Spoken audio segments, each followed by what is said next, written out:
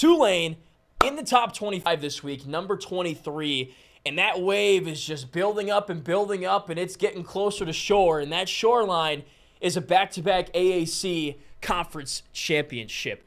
They're 5-1, and I think they just won the hardest game they had left on their schedule.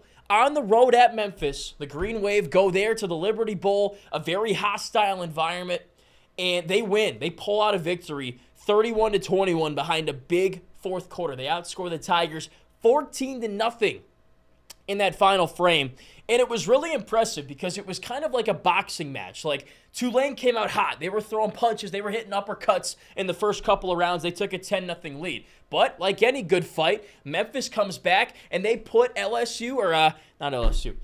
put Tulane on the ropes and they punch back. They get back in the fight. Then we go to round 4, and I talk about that fourth quarter. Tulane delivers that final blow, that Floyd Mayweather to the head to end this game and knock out Memphis, take the win, and have firm control of the AAC. That was very impressive. Again, 31-21 in a game where they were down 21-10 in the second half. They come back, they absorb those blows, and they send them right back and win the game. And that was awesome watching it back.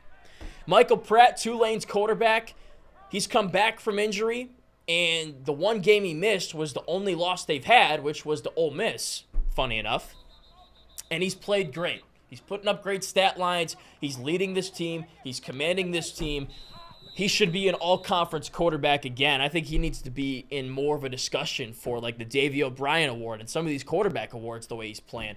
Doesn't have like gaudy numbers from a season perspective because he missed a game, and it's not really Tulane's style to just air it out 40, 50 times a game like some of these other quarterbacks.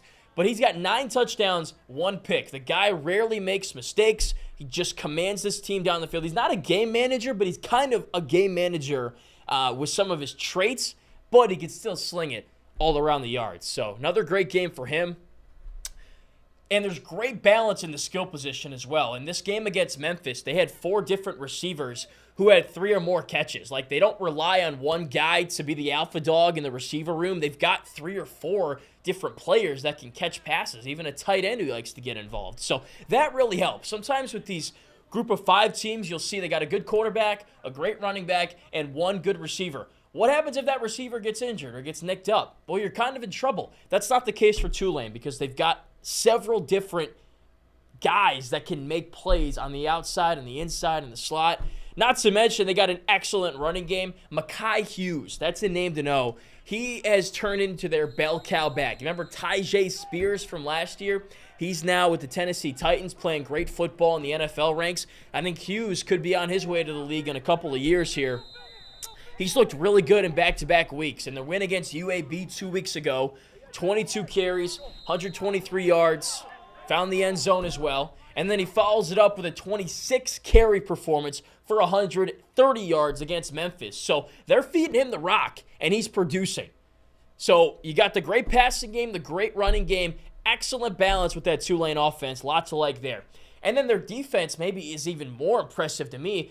If you watch this defense on tape, even that D-line, it does not look like a group of 5 front 4, front 7. It looks like a group that belongs in the Big 12, to be honest with you. They're big, they're athletic, they're explosive, they get consistent pressure, and they got a secondary that makes plays.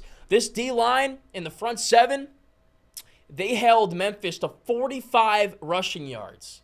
Anytime you do that in a football game, unless it's like a pure air raid offense, you'll probably win because you just make that offense you're playing against so one-dimensional, and they did that against Memphis. They also had 3 sacks, and that doesn't really do it justice to how much pressure they got. They got a D tackle that can beat offensive linemen one-on-one and get to the quarterback as if you were playing for LSU. Like, they might be wanting to look at this guy to bring him in for the team next year. He's really darn good the way he can apply pressure, and then that pressure leads to mistakes. The secondary had an interception that was awesome on the sideline. Again, it's a playmaking, ball-hawking secondary. So, great offense, great defense. So many nice pieces with this Tulane team. And here's their upcoming schedule. It's really, on paper, easy.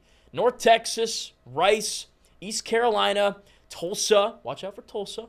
Florida Atlantic, and UTSA. UTSA is not the UTSA that we've seen the past few years. They're 3-3 this year. They're usually one of the better teams in the American. ESPN's FPI data, whatever the heck, predicts Tulane to finish 11-1 and gives them a 65% win probability in every game they have left. So a couple weeks ago, I told you I don't think they're going to lose another game, and they're going to go 11-1. That's looking good right now, and I am backing that up and doubling down on that prediction because this team is really good. They just won the toughest game they had left on their schedule, and as long as they don't, play out of their system and what's gotten them to this point, they'll win every game they have left on their schedule. It's an easy schedule. This is a great team. They're going to win the American again and make some noise in the New Year's Six bowl games.